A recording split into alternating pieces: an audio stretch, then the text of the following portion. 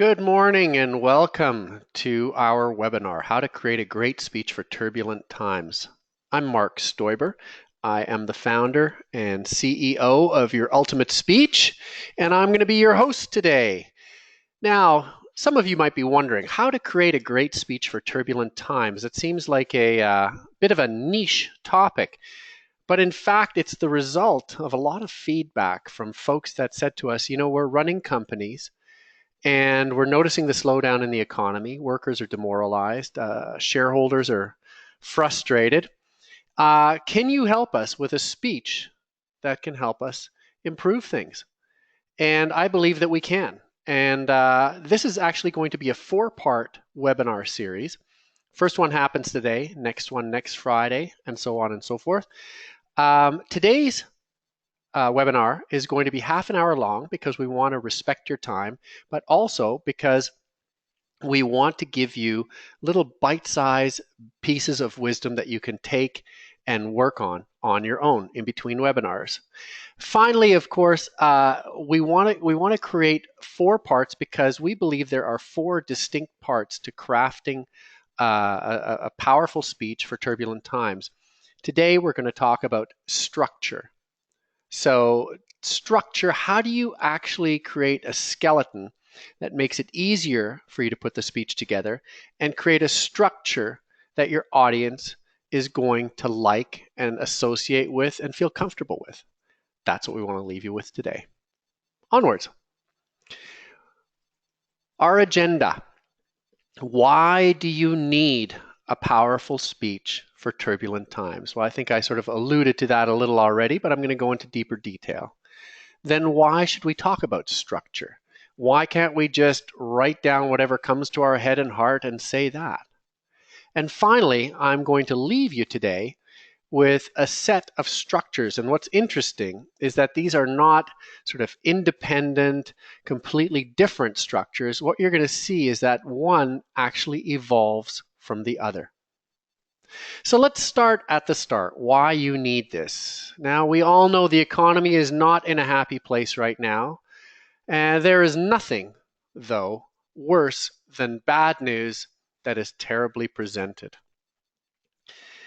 If you have a company that is in trouble and you get up in front of your demoralized, down employees and shareholders, and you give them a mundane talk, it is actually going to hurt you. They're going to look at you and think that you're not the leader that they want to follow. A powerful speech at the right time in an economy that is turbulent and down, that speech to a demoralized group of employees or stakeholders is like the bow of a ship because it points the way forward and pulls everything else in its wake. A powerful speech can give your audience a sense that you know what direction your company is going in, and it gives them the confidence to follow you. Like the bow of a ship, the rest of the ship just follows on behind. In fact, if you create a powerful speech, it's going to pull others in your wake, and they're going to get caught up in the attraction and the excitement. And it's going to be much easier to pull everybody out of a slump and out of the blues if you lead with a powerful speech. Thomas Edison said, "Opportunity is missed by most people because it is dressed in overalls and it looks like work." A crisis is just an opportunity in disguise. And creating a great speech in times of crisis is a fantastic opportunity. Unfortunately, creating a great speech anytime looks a lot like work, which makes a lot of us shy away from the effort. Writing a speech is a painful process for most of us, so we fall back on bland company PR lines and death by PowerPoint. And I think Jerry Seinfeld said it best. He pointed to a study that said the 2 things that people fear the most are death and giving a speech. And he joked that at a funeral, the person in the casket was probably more comfortable than the person giving the eulogy. Now, that's stretching it a bit, but you get the point. if you have to write a speech, especially if you have to write a speech when everybody's feeling down, it's not something that you're looking forward to doing. So what do? You push it off until the last minute, and then you fall back on the sound bites that you've used a million times before and the death by PowerPoint 10 bullet point per slide slides, and you present that. And the effect is very, very underwhelming. You have just let an opportunity pass you by. Think of a speech in difficult times to demoralized employees and stakeholders as a catalyst. Think of it as the spark of your company's revival. And better yet, know that while you're thinking that way, most of your competitors are not. So if you are all in the same boat because of a slow economy, a powerful speech in bad times can be a distinct marketing advantage. This is anything but a vanity project to make you look good. It's a business advantage. So why do we want to single out structure as a topic that is important to creating a speech in turbulent times? For two reasons. First, structure gives you dots to connect to help you create an inspiring picture. How many of you have sat in front of an empty page or an empty screen and tried to fill it with good words that would become a great speech? I'm sure you agree, if you have, that it's nearly impossible and very, very painful. Well, you don't have to be Martin Luther King or John F. Kennedy or Steve Jobs to put a great speech together. What you need is a great structure, and then you can connect the dots, and that will help you create a fantastic speech. The second reason you want a structure, though, is that we as humans and listeners and your audience are hardwired to love stories with certain structures. From the times of Homer and the Odyssey to today and Star Wars, we have learned to love and appreciate a certain type of story structure. Now, that isn't to say that the Odyssey is the same as Star Wars, is the same as The Big Lebowski, is the same as Lord of the Rings. They're very different stories, but if you overlay them, you will see that there is a structure to each of them that they all follow. And you know what's nice about that? Good structures give all of us in the audience a role to play. It gives us someone to cheer for, and it gives us hope for a happy ending. Now, when you're a little kid and you see a movie like Star Wars, what's the next thing that happens? You run out and you want to be Princess Leia, or you want to be Luke Skywalker, or you want to be Han Solo. You see yourself in that story. That story might be on cinema, but you are playing a role. Now, what's nice about doing this in a speech, a lot of CEOs have said to me, you know, if I make the speech, aren't I the hero? And what role does that put all my listeners into? Well, no. You become the mentor. You are the conveyor of information and the person who inspires everybody to be the hero. So, your role is not to be Luke Skywalker. Your role will automatically become that of Obi-Wan Kenobi or Yoda, which is exactly what a CEO should be. You should be the mentor and the cheerleader and the person pushing each of the heroes in your audience to be Princess Leia and to be Luke Skywalker. A good structure also gives all of us someone to cheer for. We all want to cheer for the good guys. And if we can position it properly as a CEO giving a speech, our company will be the company of the good guys. We all need black hats to boo, and we all need white hats to cheer. A good speech will give you those white hats to cheer. What's more, we all know stories that we love, and most of them end happily. excuse me, most of them end happily. So if you structure your speech to follow one of the classic story structures, your audience will automatically start to know, aha, this comes with a happy ending. And that gives them hope at a time when a lot of hope seems to have gone away. That's why you use structure. So what structures do you need?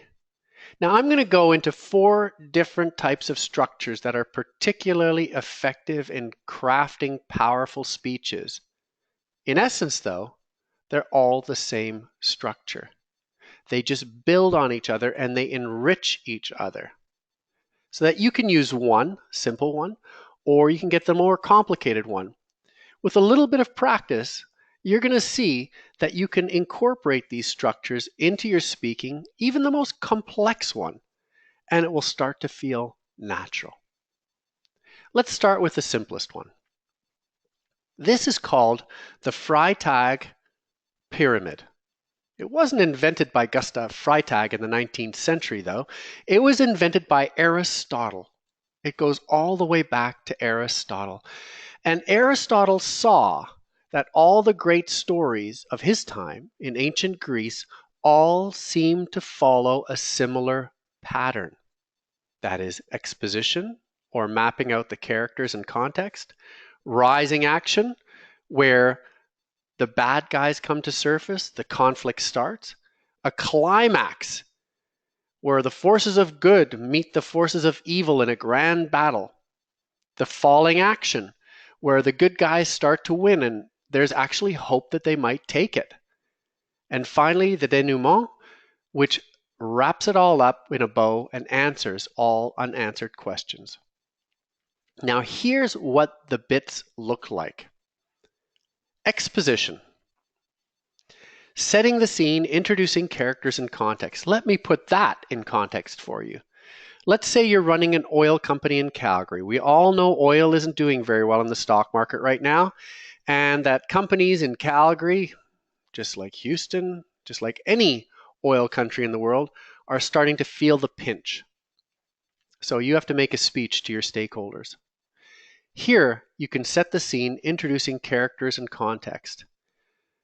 You're not the only player in this play. There are international oil companies. There are countries around the world that belong to OPEC. There's the United States. There's a new government in your province that you don't entirely trust. And finally, there's all of your employees and competitors. These are all the characters in the play. What's the context? An oil downturn. That is the context of the play. The inciting incident, now this is something that wasn't on the last chart, but an inciting incident is what triggers off the action. Something happens to begin the action. It's the complication. Now, if I was an oil executive in Calgary, the complication could be, let's say, the bank is about to call in our loan. So we have a real force to push against, something with a real timeline, something that could wipe us out if we don't act against it. It catalyzes us to action. What happens next? We have the rising action. The story gets more exciting. Now, as a CEO, if I was making a speech, I would be saying, okay, the bank is going to call our loan in 6 months, but that's not the only problem. We also have this competition, a new regulation, and the government isn't being very friendly. So there could be a whole bunch of things that are negative impacts on our destiny, and we bring them all to light in the rising action. It starts to get people scared and nervous. How are we going to meet that challenge? At the same time, though, we start to introduce our hero, all of you who are in the audience, and the motley crew of people who are going to help us out, the good regulators, our friends at other companies, and we start to map out the battles that we're about to engage in, the sort of battles that are going to keep the bankers from the door, that are going to keep us in business. We reach the climax. This could be perhaps an early deadline set by the bank that we hit. We hit the deadline. It actually looks like we might make it. We're not out of the woods yet, but we hit this one hurdle and we passed it. falling action. After hitting our first hurdle and passing it and being victorious, we regain our courage and we start to win battle after battle after battle until it becomes apparent that we're actually going to pay off our loan on time. These are all things I could weave into a speech. The resolution. We cross a final hurdle and we see that we're out of the woods. The sky has cleared and we are going to be okay. Finally, the denouement. All unanswered questions are answered. That is, what becomes of our friends? What becomes of the government? What becomes of other countries? What becomes of us into the future before they roll the credits? So that is called the Freytag pyramid, and it was invented by Aristotle.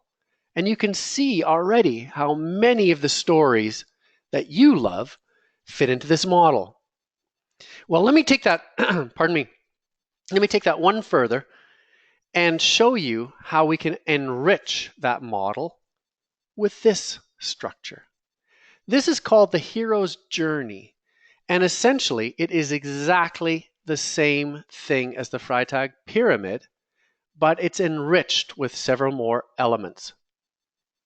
Now, let's use Star Wars as an example here. At the very beginning, at the top, up by the person walking, you see the call to adventure. That is, Luke Skywalker, a nobody on a nobody planet, is called to join the Rebel Alliance to beat the dark force of the Empire.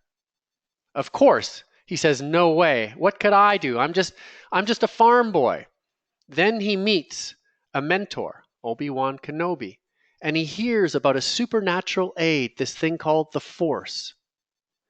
And the story begins to get a little more complex. He discovers that his father actually had the Force and was a great Jedi Knight. And Obi-Wan can help him along the way and guide him as he becomes the hero that he should become. Well, he crosses the threshold and he begins his transformation, learning how to become a Jedi. At the same time, he begins to gather helpers in the most unlikely places. Do you remember where he found Han Solo and Chewie? They were renegades in a bar on a tough town. He also begins to get other mentors. Yoda joins Obi-Wan Kenobi. Together, they band together and they start to fight the Empire. They have lots of courage, lots of heart, but it doesn't look like they're going to win. Finally, they get together with the Rebel Alliance and they charge the Death Star. And against all odds, Luke shoots photon torpedoes into the Death Star's air conditioning system and blows up the Death Star. He almost dies, and then he's reborn as a hero. That's right at the very bottom. This transforms Luke. He realizes that he can't go back to being a farm boy, but he's actually going to become something far greater. He's going to become a Jedi Knight and hopefully help the rebels win in their fight against the Empire. He returns not as a farm boy, but as a hero ready to take on new challenges. Now that is a great story. That is a story that you could tell on the podium to your stakeholders at your oil company. The next problem is, I don't just have one story to tell, I have many stories to tell. This is a common problem for speakers. They can't just go and talk about Star Wars. They can't talk about, we have one problem, the Empire. That's our only problem. No, we have other problems, the economy and the competition and people turning to renewables, etc., etc., etc. There are many problems. Well, this is something that this structure actually answers. And it is just a permutation and evolution of Freytag's pyramid. This structure was made famous by a lady named Nancy Duarte, who specializes in creating presentations for executives. In this structure, she starts with a doom and gloom picture of what is our reality today. Our oil company is in trouble. The economy isn't doing so good. What could be? Well, if we all pull together, we could make something of this. But then she goes on to the next problem. Our competition is stronger than us. Then she goes to what could be. Well, if we figure out how to survive the recession, then we will be stronger than our competitors. Down, up, down, up, again and again. She paints a picture where we face the darkest odds and how we can lift ourselves up. Finally, she brings it to a call to action and the new bliss, which is the promised land. And speaking of the promised land, one orator who made great use of this structure was Martin Luther King. I'm going to show you how what he said in his I Have a Dream speech, overlaid over this structure, works. This is all that he did in his I Have a Dream speech.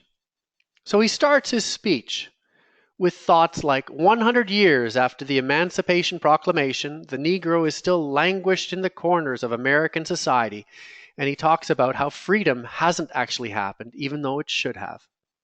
He doesn't leave us down in the dumps, though. He goes to a high by talking about what could be. We refuse to believe that the Bank of Justice is bankrupt. We've come to cash this check that will give us the riches of freedom and security of justice. But he doesn't leave on that high note. He takes us down again. We cannot be satisfied as long as our bodies cannot gain lodging in the motels of the highways and the hotels of the cities. Again, he's brought us down, but we all know now what's going to happen. He's going to bring us up again and get us cheering by saying, I have a dream that one day sons of former slaves and former slave owners will be able to sit down at the table of brotherhood. He goes down and up and down and up. He brings us down, he makes us cheer. He brings us down, he makes us cheer. We see the pattern. Finally, he ends with a call to action. How are we going to go from the bad place to the good place? Here's how. We are going to do whatever we can, every man, woman, and child, to let freedom ring. And what's the result?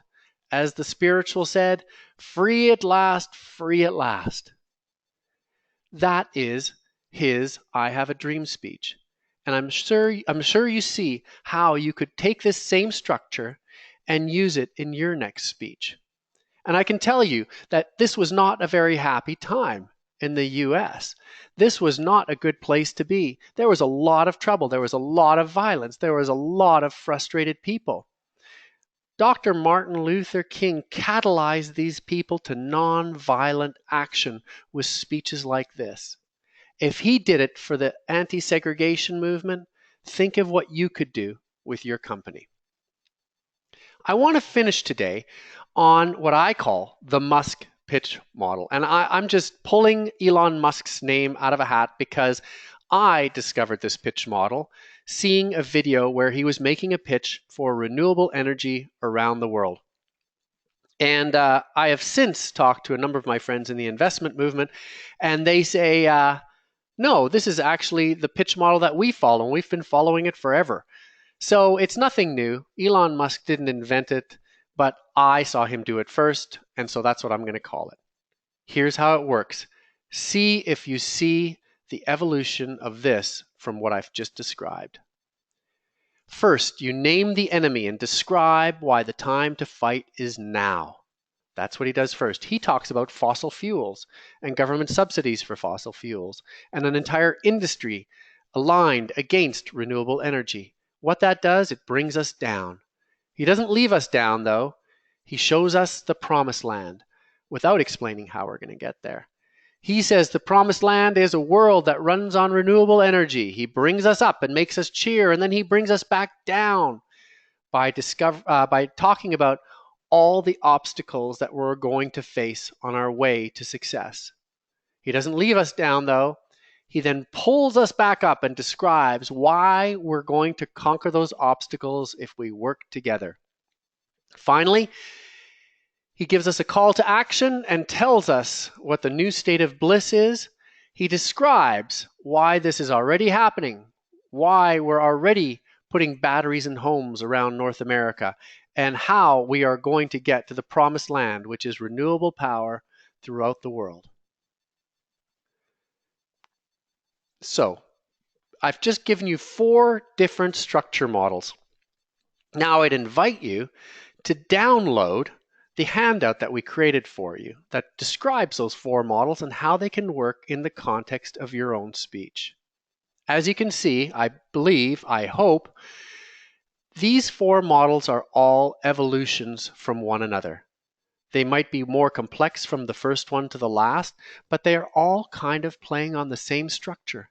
And the beauty of this is that it's a structure that we are all very familiar with because we've heard it and loved that structure since we were born. Now, that brings us to the end of today's webinar on how to create a structure to build a speech for troubled times. Next week, Friday, we're going to have a webinar all about how to elevate your speech from average to visionary. I'm going to bring in one of the experts from Your Ultimate Speech, and he is going to describe how you can take your speech out of the realm of the mundane and elevate it up to visionary, to I have a dream, to we are going to put a man on the moon. That's what we're going to do next Friday. Now, I promised at our registration that I would present one of our lucky listeners with a $250 presentation polish giveaway. Let me briefly describe what that is. We created presentation polish as a tool for executives who are about to go on stage at a conference. They've got their speech, they've got their slideshow, but they're not sure it's perfect. Presentation polish, this smaller version that we're offering here, and then a larger version where we actually go through a few phone calls, is the tool that will help you polish up your presentation to take it to perfect. And today, the presentation polish giveaway goes to the first person who signed on today on the webinar, and that is Debbie Yu. Debbie will be in contact with you right after the webinar. And that takes us to the end of our webinar. If you have any questions, please do drop me a line, mark@yourultimatespeech.com, or if you can't remember that, just go to info@yourultimatespeech.com. Happy to answer any questions you may have.